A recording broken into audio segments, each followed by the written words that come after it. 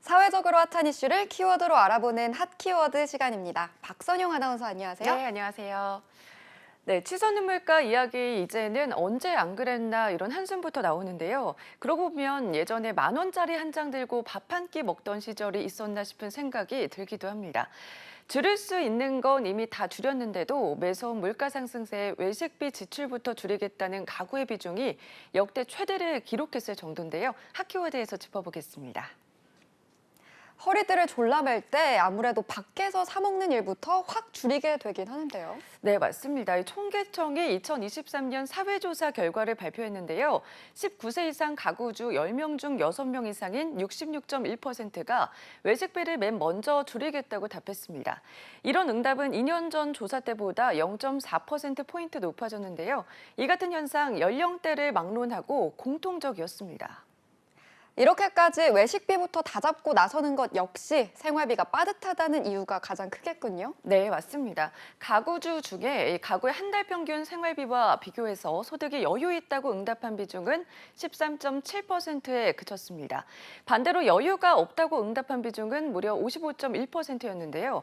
그렇다 보니까 외식비를 포함해서 물가 전반이 오름세인 만큼 꼭 써야 하는 돈만 쓰겠다는 인식이 반영된 것으로 보이는데 외식비 다음으로는 식료품비를 줄이겠다는 가구가 많았고요. 의료비, 문화, 여가비, 주류와 담배 구입비를 가장 먼저 줄이겠다는 답은 연령대가 낮을수록 비중이 높았습니다.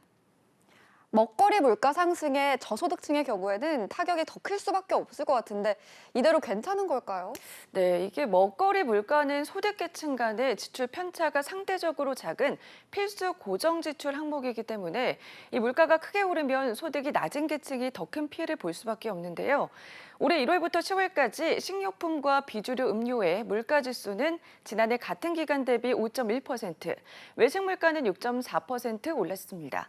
특히 우유 가격은 지난달 기준 전년 동월 대비 14.3% 상승해서 금융위기 이후 가장 크게 올랐고요.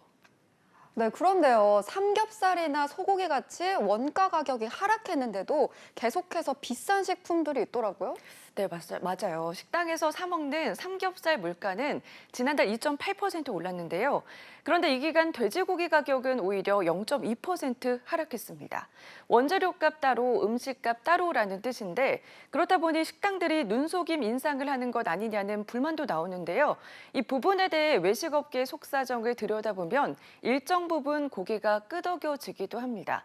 재료비뿐만 아니라 인건비와 전기, 가스요금 등 다른 비용이 오른 점을 고려해야 한다는 건데요.